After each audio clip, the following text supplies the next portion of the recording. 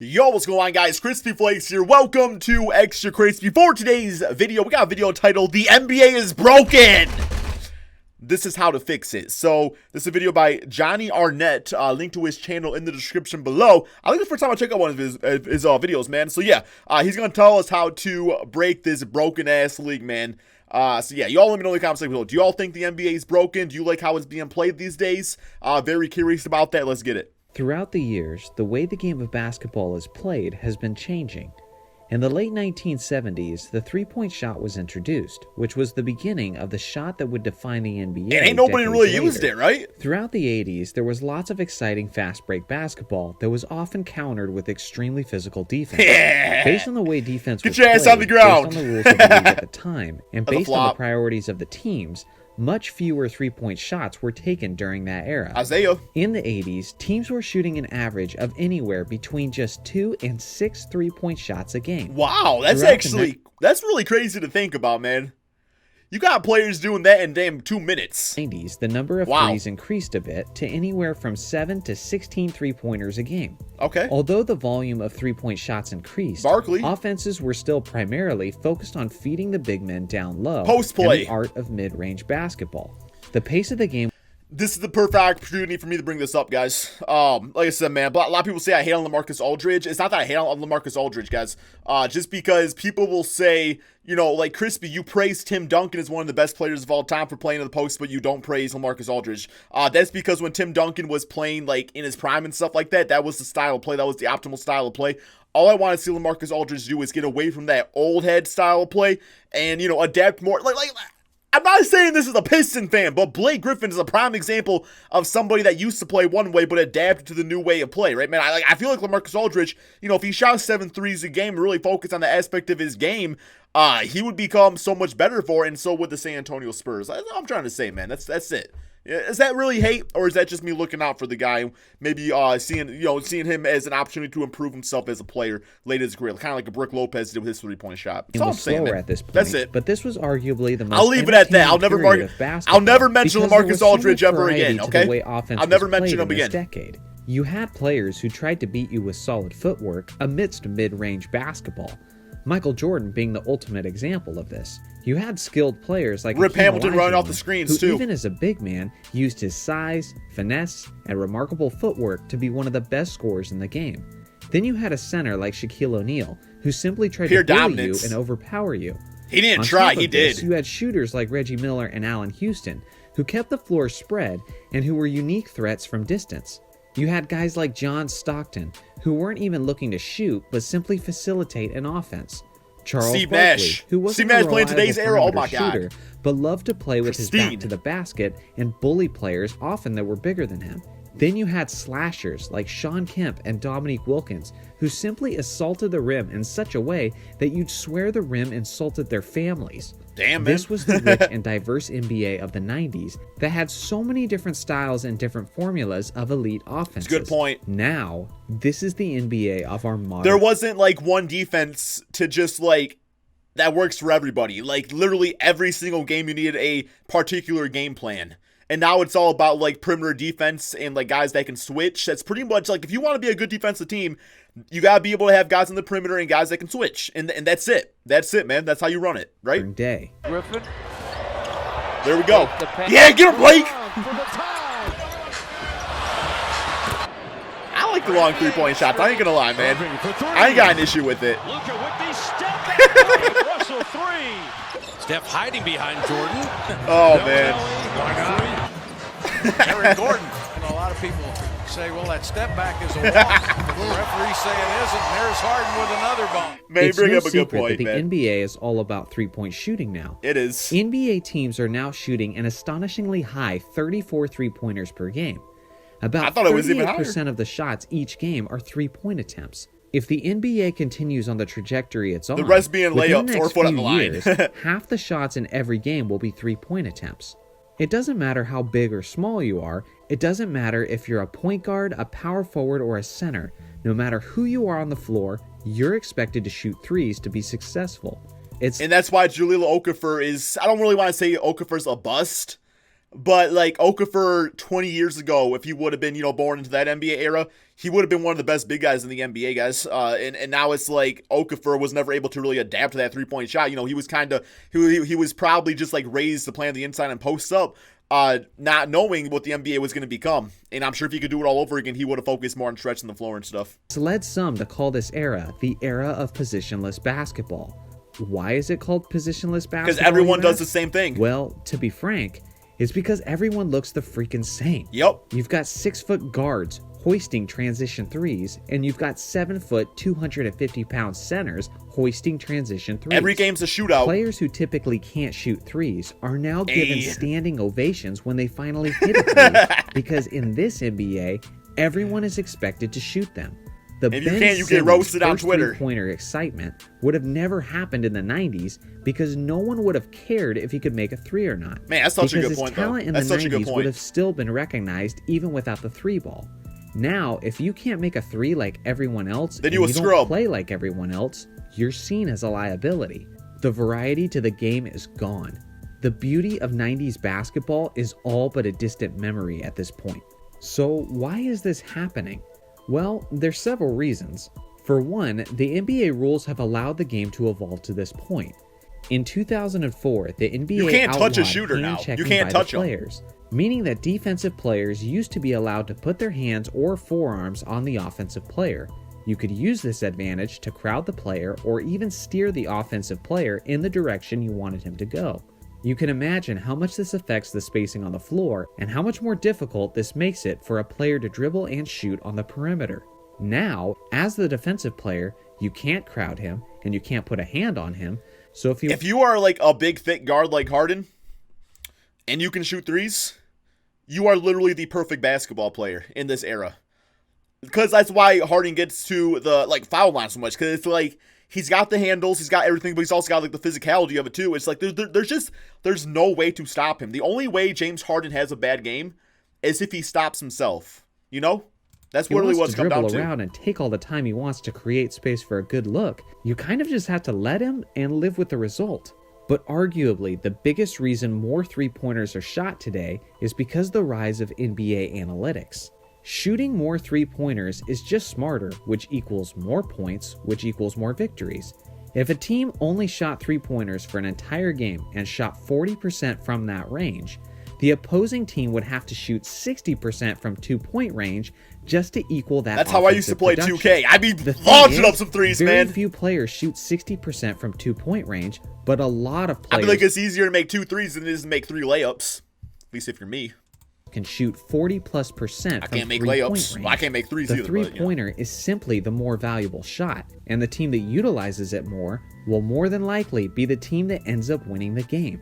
This isn't just a complaint of basketball players of the past who are disconnected from the modern game, but even modern NBA players and coaches have voiced these same complaints. I'm curious, guys. Let me know in the comment section below. Would you be open for just one season, just to see what happens? If the NBA was like, okay, we're getting rid of the three-point line for this season. Not long term, just for a season to see what it would be like. I think that would actually be so much fun. That would be so much fun. I don't know. I'd be kind of for just for a season. Just kind of see some more skill sets to some of these other guys. Because all of a sudden, Jahlil Okafor, it's oh, man, sign that dude up, Kevin Durant is among the players who have echoed these thoughts, and even Greg Popovich has spoken strongly against this style of modern basketball. Well, yeah, in an interview that took place less than a year ago, his team doesn't follow this the is style. what Popovich had to say about the game today. The inside game is kaput. You've got to have downhill players. You've got to have people who can. I think that's why Popovich likes his guys on his team, though, and it's like they do have success because Popovich is the best at coaching that style of play. But it's like I think Popovich's mindset is he wants to beat you with the old style of basketball. That's kind of how he is now. He wants to beat you with that old style of basketball. Kick. You've got to have people who can switch. You've got to have big guys who can play little guys. There's no basketball anymore. There's no beauty in it. It's pretty boring, but it is what it is. Damn, we got a Spurs coach. These days, there's calling such the game an emphasis boring, on man. The three because it's proven to be analytically correct. Tim Duncan, Now Tony you look at a Parker, that stat shit sheet used to be after a boring, game, like NBA Finals and the stuff. first thing you look at is the threes. If you made threes and the other team didn't, you win. You don't look at the rebounds or the turnovers or how much transition D was involved. You don't even care. That's how much of an impact the three-point shot has, and it's evidenced by how everybody plays. So truth, man. So truth. I always have. Now I want you to grasp that this is a coach who's used this modern style of play and benefited off of this modern style of play. He's won championships by taking advantage of analytics and the three ball. When even the greatest... Hell no, man. It was always Ginobili attacking the basket and Tony Parker, with his finger rolls out there, man. Tim Duncan posting up. I mean, yeah, I guess they had like three-point shooters around those guys, but I would probably say like those old school Spurs teams, like I think about them was like they were like fundamentally sound. Like, yeah, they would shoot threes, but they were all about just playing, I don't want to like really the smart way. I guess the smart way, but I never really considered them like a high volume 3-point shooting team. Now there might be statistics out there to really back that up, I guess. Maybe they did shoot a lot of threes and I'm just not really realizing it, but I don't know, man. Most successful coach of this they generation like Danny of Green basketball and stuff, I guess. has to admit that this generation of basketball is boring and that he hates it. Well, then you have a problem. The Bruce Bowen NBA can needs shoot a solution badly. But before Robert Horry, I I guess, suggest yep. my solution, No, Robert Horry. let me tell you what Yeah, is he was not on the the Spurs. solution. A 2005. 4-point line. The NBA has publicly flirted with the idea of adding a 4-point line, which is an idea that's gaining lots of traction. that some 3-point shot teams would be are a already null. preparing for. Let me be straightforward here. Not only is this not the solution, this is literally the worst adjustment you could possibly make. Please, NBA, don't do this. If you think NBA highlights are boring now, when three-pointers have made it basically just With the point that he's trying to bring up right here, it's like, okay, so and so is like doing a bad drug, and it's like now everybody's doing the bad drug. Okay, well, how do we fix that? Let's get an even worse drug, so they stop doing that other drug. That's pretty much what is happening with this by ending the 4-point line. a jump shot compilation. How is adding a 4-point line going to fix that? When you understand that 60% of twos is worth the same as 40% of threes and how that's changed the game, Yeah, show us that imagine math. how the game will be Do your impacted thing. when 50% of twos are worth the same as 25% of fours. The game will become the most boring jump shooting overloaded style that it's ever been. At that Yeah, I point, would excel in even that layup league, man. and dunk That's my attempts will be shot, bro, considered for real. inefficient shots because of the Not even trolling, overpowering man. value of the 4-pointer. That's my shot. That is an NBA I hope I never see. If you really want a solution, here is my idea, and let me know what you guys think of Let's it hear in it. the comments section. If you guys really want the NBA to be as entertaining as it once was, extend the 3-point line. By extending the 3-point line by a few feet, the overall Makes it tougher to percentages make. of 3-pointers will go down league-wide.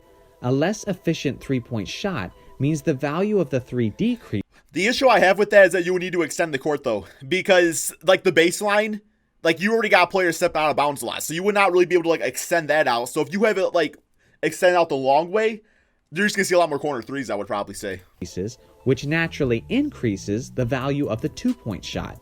You would see mid-range basketball and post-play make a comeback. You will see less tall and gangly centers and power forwards who are always thinking about shooting, and instead you'll see a resurgence of strong, physical big men who crash the boards and score in the paint. I don't know, I think a lot of these guys can bust out even farther than what it's at. Extend the 3. It's currently 23 feet 9 inches at the top of the arc. You could move that to 26 or 27 feet. Whatever is enough to decrease percentages to the point where the 2 becomes valuable again. It's not a bad route to They could go. run experiments with it in the G League and see how that affects the game. A deeper 3-point line would mean players like Steph Curry, Damian Lillard, and Trae Young would have an even greater value, which I'm for. If you can consistently hit jumpers from 30 feet like they can, you should stand out because of it. This change and new challenge would spark excitement amongst NBA fans and rejuvenate I got a point to bring lot up of after this old video, school guys, NBA fans about how I think who I miss would the fix it. days of more diverse basketball. About how I would fix The it. tricky part is, what do you do about the corner threes? The 3-point line on the corners is 22 feet, but you only have 3 feet of space Right, exactly, between the yep. 3-point line That's what I and the said. out-of-bounds line, so extending the 3 on the corners isn't really an option.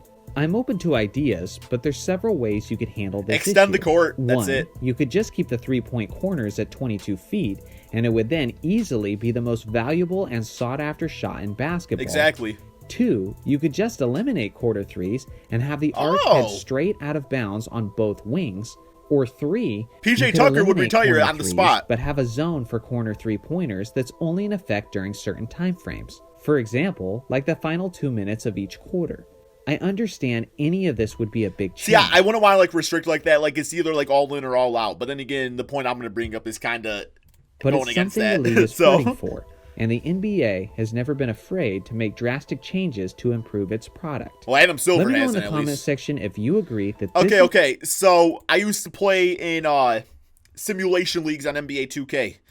My username, it was on PS2. I was Sim Shady, man. And basically these leagues had rules because the game is easy to exploit. As in, you think the 3-point shot's been exploited now, right? So basically there was this long ass list of rules. Like you had to score, you can only score so many points in the paint because it was so easy to score in the paint. You can only shoot so many threes. So what if, to add more strategy to it, what if there was a cap on how many 3-point shots you could take a game? What if you were like, okay, you get to shoot 25 threes a game, or 20 threes a game, whatever it may be, and it's like you can shoot all those, you can utilize them, but you gotta be more strategic about it. You can't just be launching every single time you're down the court. It's like, okay, well maybe I'll save my threes till the fourth quarter or something like that. You know what I'm saying? Just like, I don't know. I just feel like that would be interesting. It would definitely add more strategy. Like, okay, do I want to take a 3-point shot this possession? And if I do, if I miss it, that it makes it even more valuable that you, or I guess hurting that you actually miss it, man. So that's what we used to do. And those leagues actually really sucked, man, because I want to be launching about 53s a game. But that's the point of it. It's kind of negate some of that. So you have to be more smart about the shots you take and when you take them. That's my solution. What's yours? Let me know in the comment section below. Link to Johnny's channel description below. Peace out, my friends.